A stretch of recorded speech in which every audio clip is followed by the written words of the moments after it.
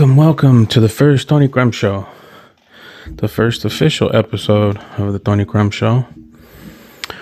I'm just starting this whole podcast scene.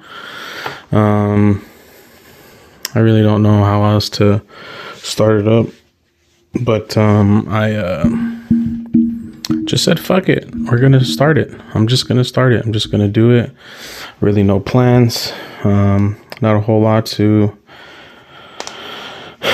get started here.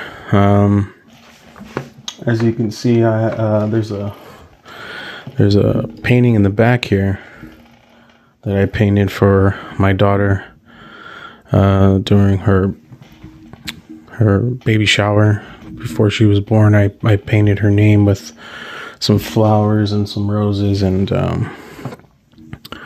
there's this little white pearl A thing here that we had set up for some events that is no longer going on, but I guess to get into a lot of things, it took a lot to get this thing started. Some events, life events that occurred that really derailed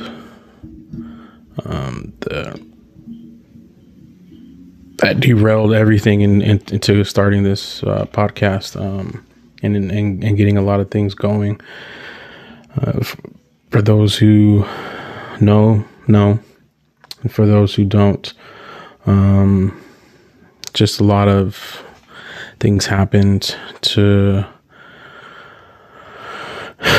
really change the course of my life and those around, and others that were a part of my life as well. These events really changed the outcome and outlook in life. And one of the things that happened during this period, my grandpa passed away, who was a huge father figure for me. And that one hurt. That one hurt for sure, considering my father wasn't necessarily that much around during my childhood and teenage years. And for those who were around and became father figures, my grandpa was one of those people. And that one hurt. That one hurt. It hurt a lot. And I didn't feel like I could recover like I would want to, because I knew something like that would hit me, but it hit me a lot harder than I expected. And I didn't understand how to move forward in terms of just life in general. And death is a weird concept on just with everything and the outcome in which death brings upon you, especially deaths that you never see coming and or don't expect. And one of those things happened to me there after my grandfather's passing.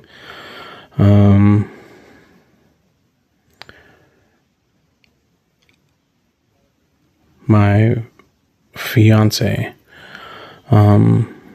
passed, and that really put a huge curveball and derailment of life for me. And I don't know how I'm gonna recover from such a loss like that. I won't get into much detail on how everything happened and what's happened since. I'm going to keep that personal and in-house. because a lot's happened since then, and yeah, just won't get into it. But the grieving process is hard in itself. It doesn't give you any time whatsoever, and just life in general doesn't give you time. The world doesn't stop for you. There's still things that you need to do as a person, as an adult, as a provider, as a parent, as a father. That job never stops, regardless of whatever it is you go through. And one of the things that has been hard and troubling or challenging, I would say, is having to parent my daughter now without her mother. And that one hurts. That one hurts a lot. And I haven't really talked a whole lot to people about how I feel and how everything's been going on. And it's hard to explain. It's hard to discuss these things with certain people, because not too many people have gone through this issue. I know a few family members that have gone through this transition of life, and I feel like those are the people that I do need to talk to in case I ever run into an issue in terms of how to how to live life moving forward. I started taking up therapy for these in particular situations, because one of the many things that I discussed with my fiance was going to therapy and getting out my frustrations and the difficulties I faced throughout life. Not to say that they're harsh or anything. It's just, I know some people go through way worse situations and way worse scenarios than me. But I still went through some things in life that I feel like I didn't have no one to talk to about it and or understand. So some of those things affected me in terms of how I move and how I think and how I feel life should be like. And sometimes those things brought out a negative energy out of me. And one of the things that me and my fiance had discussed was to learn or figure out how to release that energy and not carry it with me so much, and to move forward, in which I'm doing now. There's a lot of things that we discussed before her passing. Ironically, we talked about a lot of stuff before this happened to her, and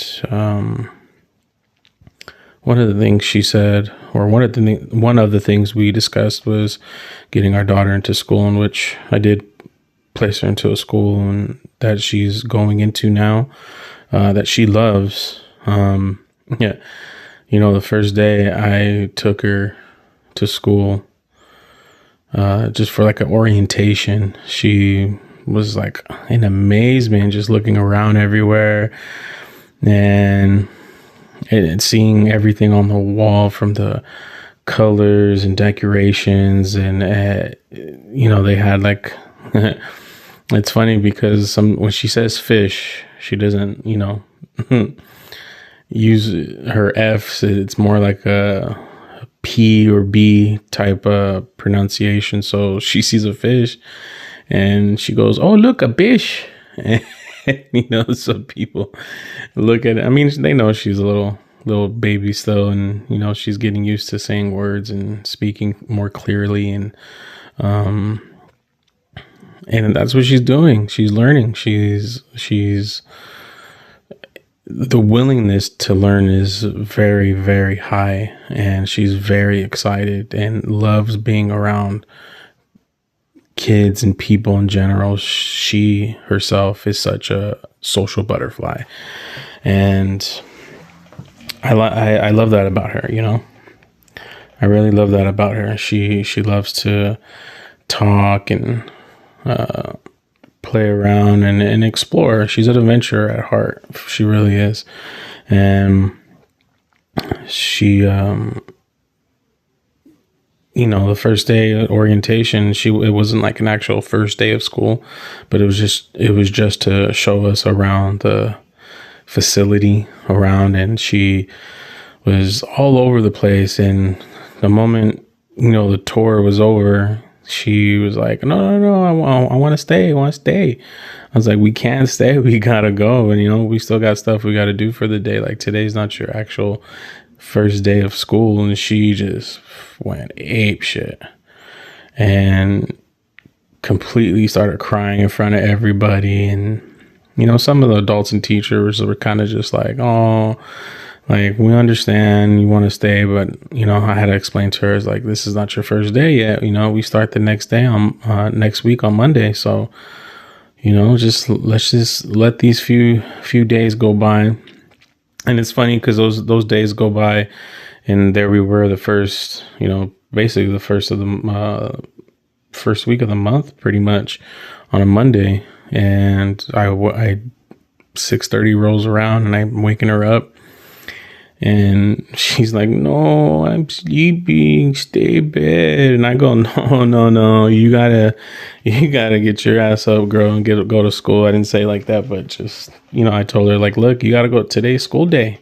You gotta get up for school. And she got up, and she was like, oh, okay.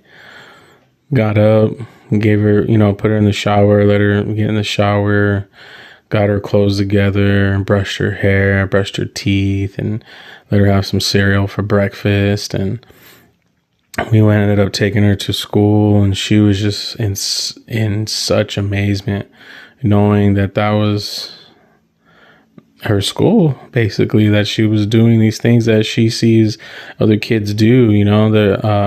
I was taking my nephews to school, and she would always want to get out of the car because she would go on the ride with us while I was taking my nephews to school. And she would be like, hey, I want to go. And I'm like, no, you can't go to school, baby. I'm sorry. This isn't for you yet, And she had been wanting to go to school because she sees all the kids. Like I said, she's a social butterfly. And that's what I did. I just, I finally looked into it to see where she can go, kind of like a pre-K type of deal, and found something here and got her in. She's loving every second of it, and she's definitely learning. She seems excited every time I pick her up, ask her how her day was. She always says it was a good day.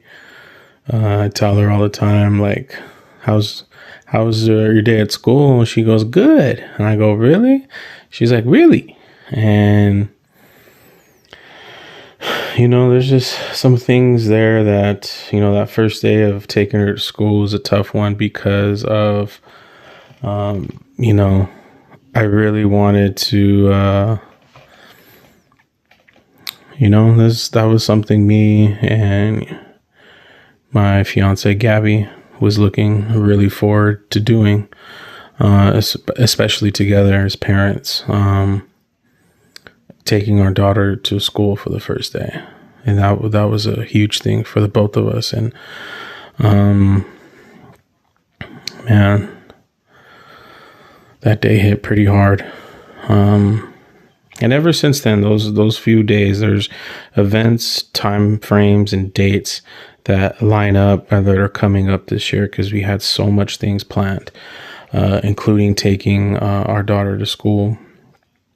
Our anniversary, which was March 18th, that just passed by, which would have been 11 years.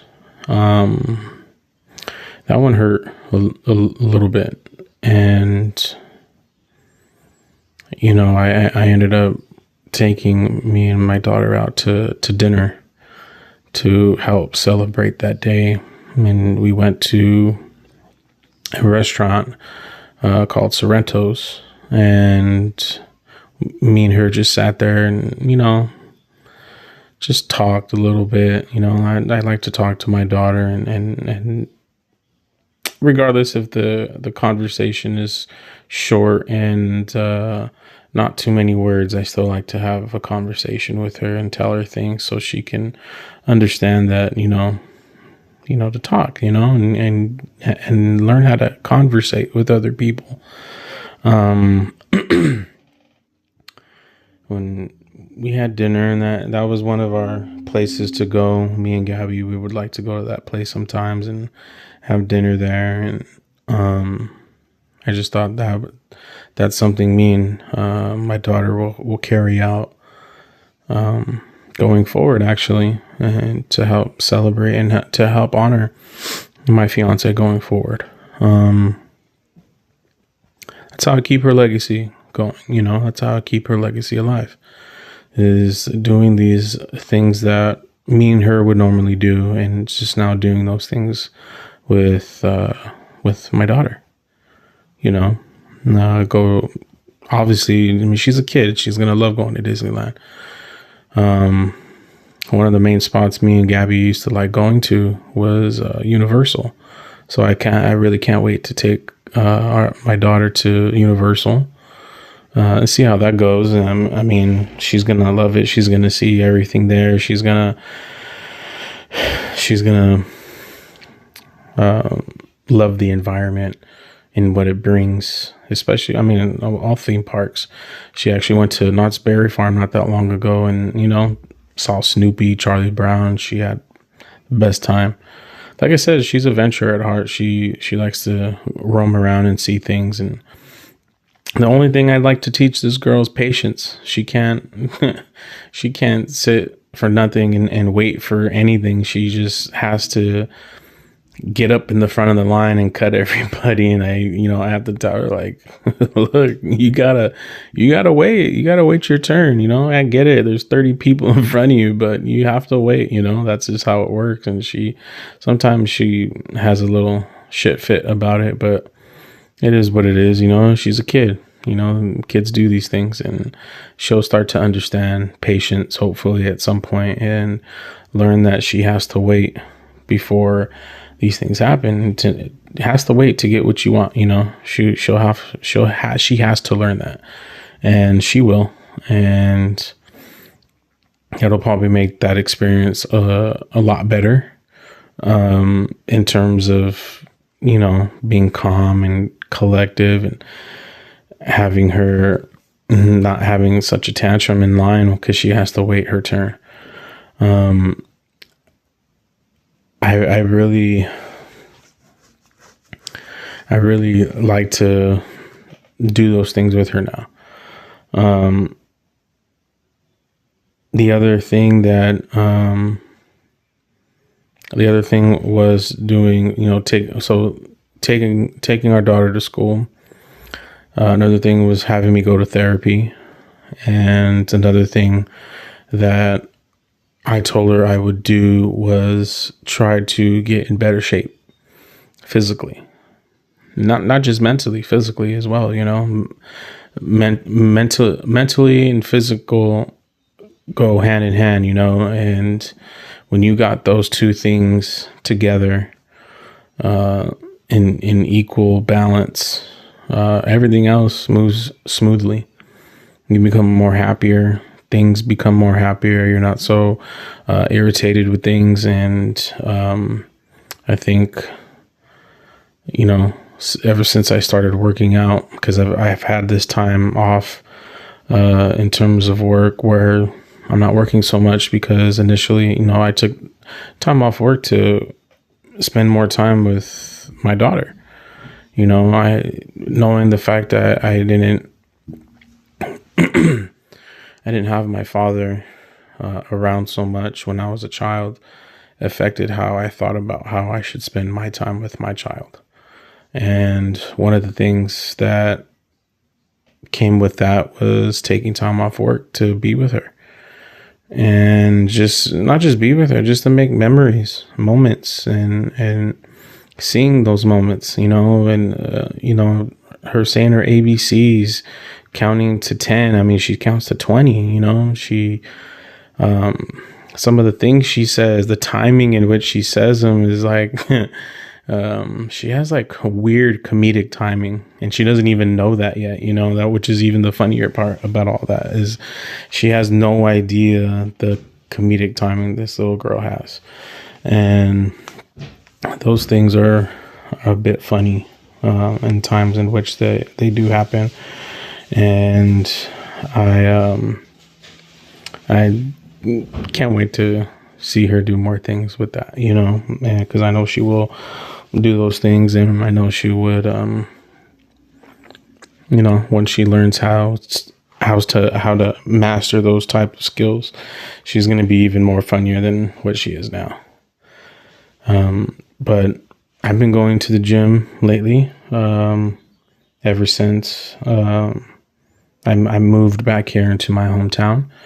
I've been going to the gym frequently to just get in better health, get into better shape, because, at the beginning of all this, there was a point where, it was a struggle to bend down to just tie my shoes. And that was alarming to me big time. I'd had to really stretch and or kneel down just to tie my shoes, and that was like a big deal to me. Even stretching was hard. Stretching became a real difficult task to do. And once I knew I couldn't stretch the way I used to and lift weights like I used to, I knew that was, that's the ultimate sign of like, you need to get your ass in gear. And, me and my fiance, before all this happened, we were supposed to get married this year on June 6th. And the reason why I started going to the gym, because I told her I would start going to the gym and get in better shape for the wedding. And not just for the wedding, for time beyond that, definitely would be doing these things going forward, so that I could be in better shape and be a better person. And that's the other thing as well too, like I would have to do these things in order to, like Connie's going to want to run around and play and do stuff. And how would that look and feel if I couldn't do those things with her?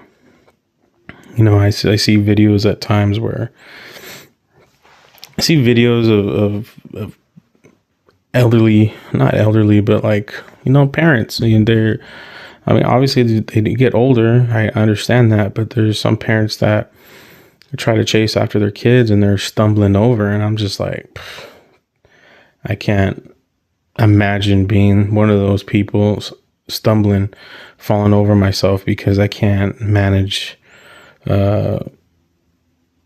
or have any type of mobility to even run after my child in case they start running, And I told myself I need to get my ass in gear, and which I did. I just started going to the gym. Before, my workouts only consist of an hour, a half hour of lifting weights, which was bare minimum compared to what I'm doing now. And it would be within a half hour, and then in the other half hour, I would try to run a mile. And even that was challenging in its own right.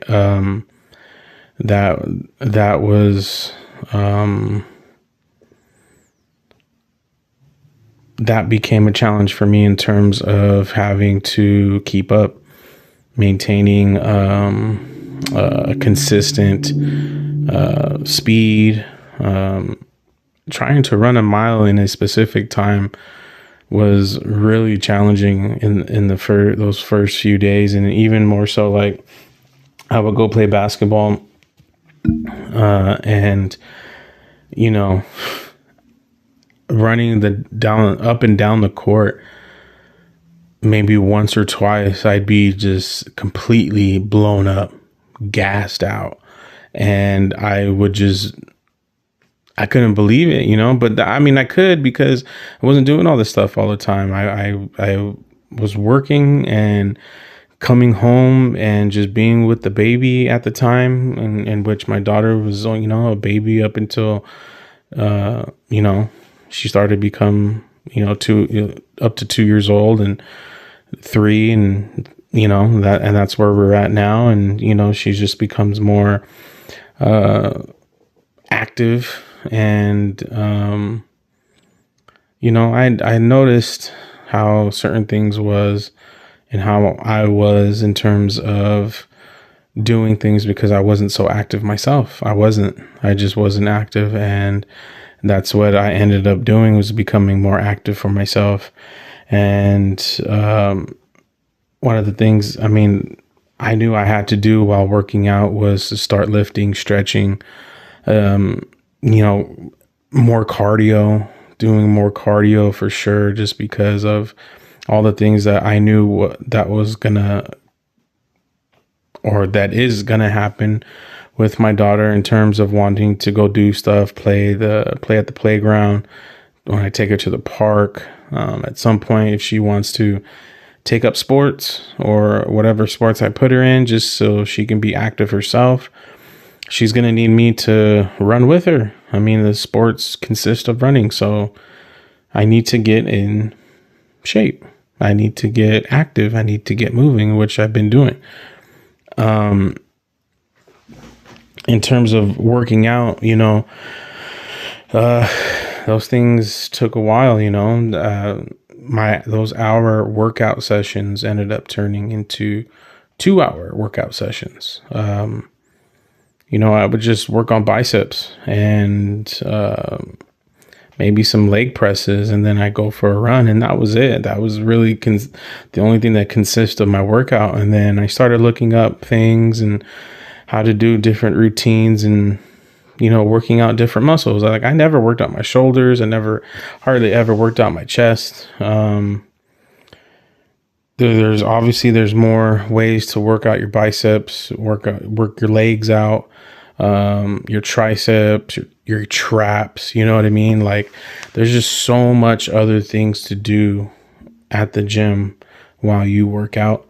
And that's what I ultimately ended up doing for myself. I looked these things up. I looked up workouts. I looked up different ways to use the treadmill instead of just running a mile. I never heard of just incline walking is such a huge game changer for me, because for one, running a mile always drained me and I feel like such a strain on me in terms of just draining myself in doing so. The incline walks is just as draining, but I feel more results coming from these incline walks. And even more so, I do a lot of hill intervals, with the highest level of being 12. You can go, I think the highest you can go is 15, but I go up to 12. And what happens is during the hill intervals, it starts from a 6 and goes to 9, back to 6, back to 10, down to 6 to 11, down back to 6 to 12, and so on and so forth. And that does that in repetitive form for at least 3 sets, is how I look at it. So I'm doing it 3 different times, 9, 10, 11, 12, plus the in-betweens, obviously the intervals, So I decided to look up those things and got that going for myself. And, what was once a 1 hour deal became, 2 hours. and eventually just 2.5. I think I came close to 3 hours, just because I was just learning a technique and how to lift and what weight I needed to use in order to effectively work those muscles out and to do the workout itself, because that's also part of the gig, right? When you're working out, you need technique. You need to find the weight that you can actually lift and that you can actually perform with, because obviously you want to see results. You want to see things, and these things take time, but you also need to do it right. You also need to need to figure what it is that you could work out with for results. And that was the other thing. That was the other trick of the trade, trying to figure out, hey, where do I, what weight do I work out with? What form do I use? How do I do it correctly to even get results? How am I going to feel once working and that's the part of it too, right? While you're working out, you work out until basically achieve failure. You're lifting until you can't lift no more. And once I figured that part out, I feel just that when I'm done lifting weights, is like, I can't lift no more. I'm completely done. I've reached my limit in terms of lifting. And then I just do this half-hour hill interval incline walk. And it's more like 35, because there's like a 5-minute cool down walk that you do afterwards. But 30 minutes of going up, down, up, down, up, down on a hill interval incline walk on the treadmill at a 2.9 speed. It works you out, man. I'm already sweating from lifting, but by the time I do that cardio, I am completely just drenched of sweat. And, I saw this lady, me and her were walking out of the gym one day at the same time. And she saw me get on the treadmill, and by the time I got to the exit, while she was going to the exit, and I opened the door for her to let her go first. I am a gentleman, so ladies always first. And I opened the door for her, and she's like, "Thank you." And she's like, "You're barely getting off that thing." I said, "Yeah, I just finished, actually." She goes, "Oh my Lord, you need you deserve a good nap and a tall drink for that one." And I was like, yeah, I guess so. But, I'm more hungry than I am thirsty. You know what I mean?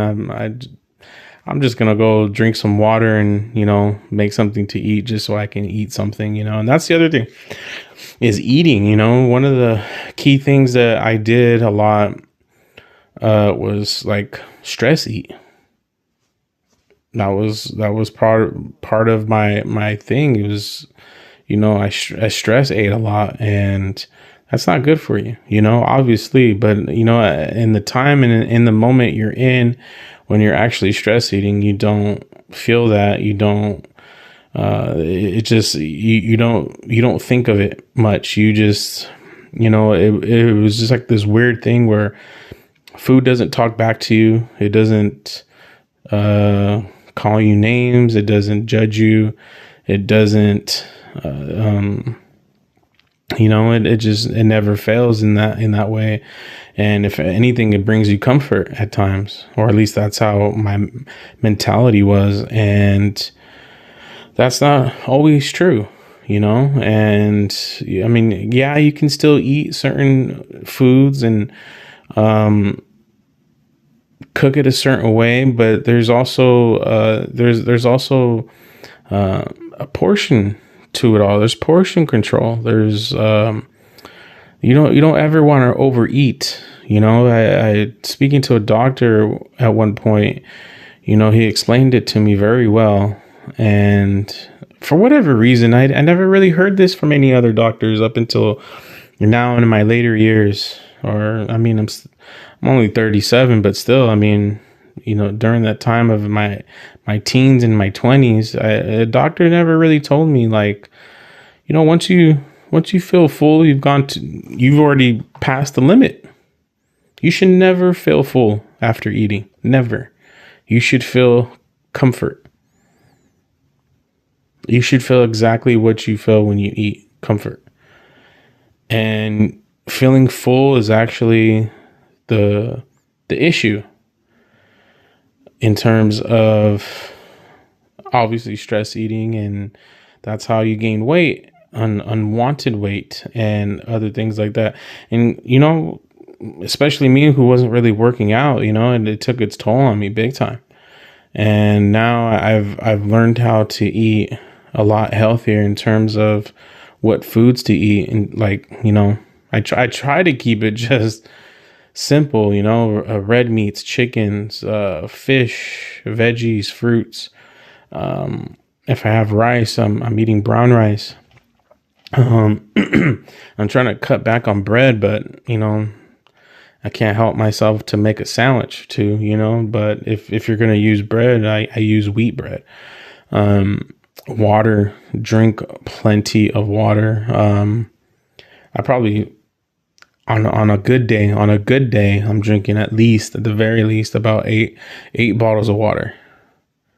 Kid you not. At least. Any other day, probably 6 throughout the day. Maybe like a couple drinks of juice or something like that. But for majority of the time throughout the day, I'm drinking about 6 to 8 bottles of water. I don't know. I'm pretty sure there's other people out there who drink more. But for me, eight bottles of water seems pretty good to me. And I try not to drink anything else. I've kind of cut down on drinking, like no beer. I really don't drink beer like that anymore, unless it's a michelada. And liquor. I mean, obviously the liquor and the mix that you use to make your drinks, like vodka or tequila and soda, you know what I mean? Like a tequila and Sprite. That's a lot of sugar. You don't realize it when you drink it, obviously, because you want to have a good time and you want to have a nice little drink or two. But when you over excessively drink, like how I did at times, that catches up to you. And as we get older, that doesn't just go through your body as easy as it once did. And eventually you're going to have to start controlling yourself. And I'd rather do that now and get in the habit of controlling myself rather than putting myself in a position where, I'm having a doctor tell me that you can't do it no more. You know what I mean? Like I feel like once the doctor tells you, it's already too late. But I'm catching myself now. I'm not overly eating like I once did. I don't stress eat. I find myself just figuring out what to eat and not overindulge in whatever it is that I'm eating as well. You know what I mean? Because I still make a lot of food in the times I do cook, but I plan it out throughout the rest of the days. I can make a big pot of rice with like a stir fry or something like that, and have that spread out throughout 3 or 4 days. You know what I mean? Something just as simple as, just making some chicken and veggies. That's easy as well too. So you just spread that out a little bit. And it's not to say like I don't do other things. Like there's times I make tacos, fried shell, hard shell tacos. But before I used to have like 6 of those bad boys. Now I just have 3. If I have 4, so be it. But I'm not overindulging like I once did. And, I have 1 plate of food. Before I used to have like 2, maybe even 3 at one point. But I just have 1 plate of food. One plate of food is plenty to fill your palate, And that's what I've been working on. That's what I've been doing. And going to the gym has helped out a little bit. You know what I mean? It's funny how people say that should be your place of peace, and it's not. I feel that at times going to the gym is part of the job now. You know what I mean? Like, yeah, I know the benefits of it and everything else helps out, but also some of that kind of, feels like it's mandatory. I feel like I have to just, like I said, I feel like some of it's mandatory. I feel like I have to do that. You know what I mean? As opposed to me wanting to do it. There are times where I want to, but there are definitely times where I don't want to, but I push myself to go to the gym anyways. And that's, one of the key things I feel like has got me into working out a lot more and a lot better and a lot safer in terms of not injuring myself and overexerting myself to a point where you know what I mean? I'm pulling muscles, or I'm straining my joints, or putting myself to where the recovery has to be longer than the actual grind, and just figuring all these things out, reading into it, looking up online, reading books. I have all these books on working out. I just never read them, but now I read them and see what I have to do. Is just, something I know I need to do, something I have to do. And that's exactly what I'm doing. And, doing in the big, broad scale picture of it all, I'm doing all the things I said I would do, that I promised my fiance at the time of our discussion of what our plans would be going forward in life. And,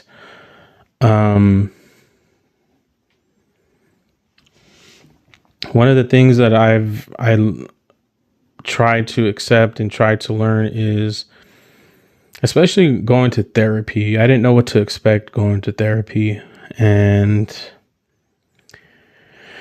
it feels good knowing that I can at least speak up to someone that is in a neutral zone. I mean, I could talk to family and they can maybe side with me on things that they probably shouldn't side with me on, but they do because they're my family. They love me and they want to make me feel as good as possible. And there's some things that I can't speak to my family that maybe I can speak to my friends about, or vice versa. Maybe there's some things I can't speak to my friends about that I can talk to my family, or there's just some things I can't speak to neither of them about. But that's where this therapist comes into play. I found myself,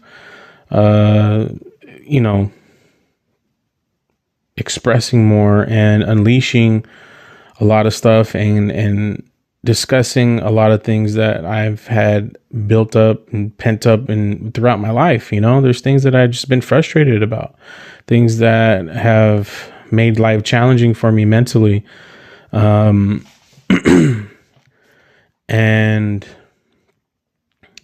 being able to release this